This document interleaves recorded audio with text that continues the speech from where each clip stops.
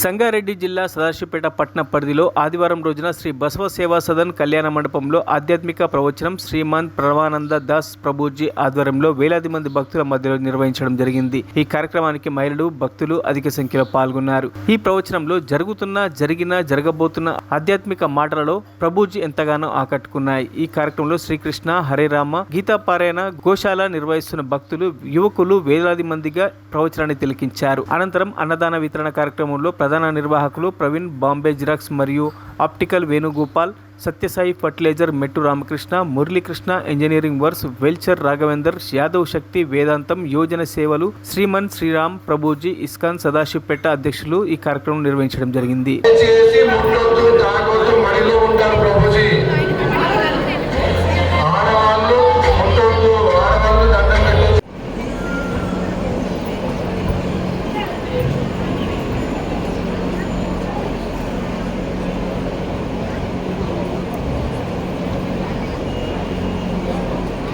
అంటే ఒక అరగంట సేపు కూడా మన షార్ట్ సీరియల్ గుట్టకాలు మార్చేస్తాము.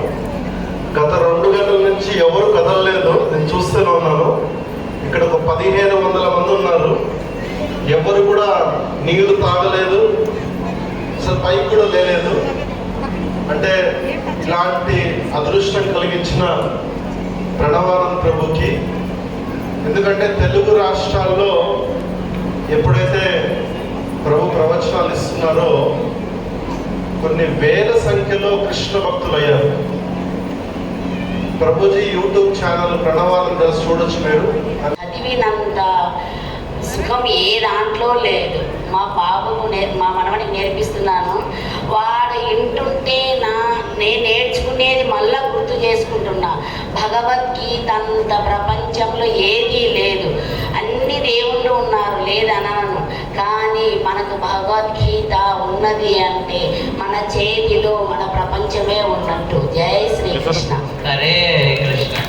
వచ్చాను నేను మీ యూట్యూబ్లో చూసి రావడం జరిగింది.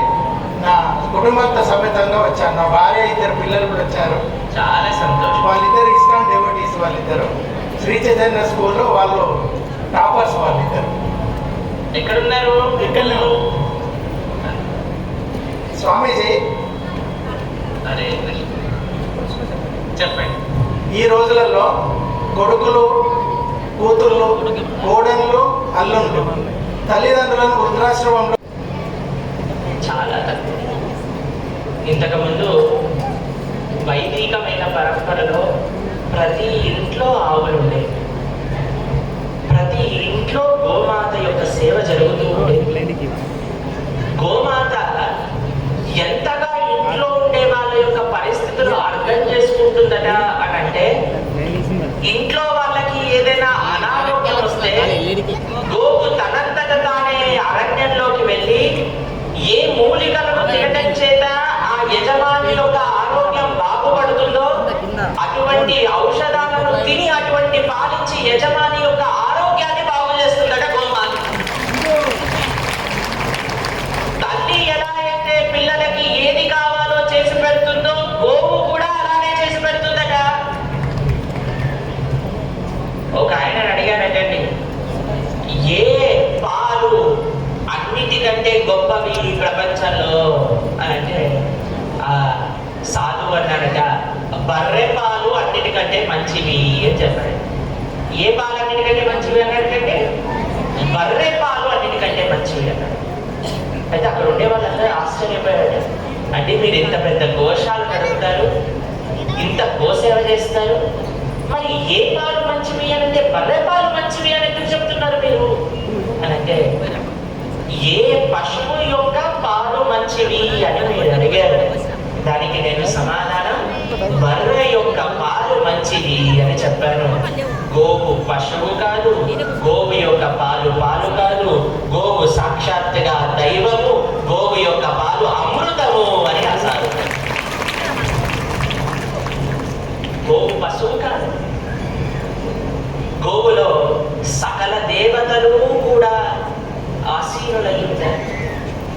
భగవానుడు ఒకసారి చెప్పారట, అందరు దేవతలు మీ ప్రదేశాన్ని తీసుకోండి గోవు లోపల అని అంటే, అదే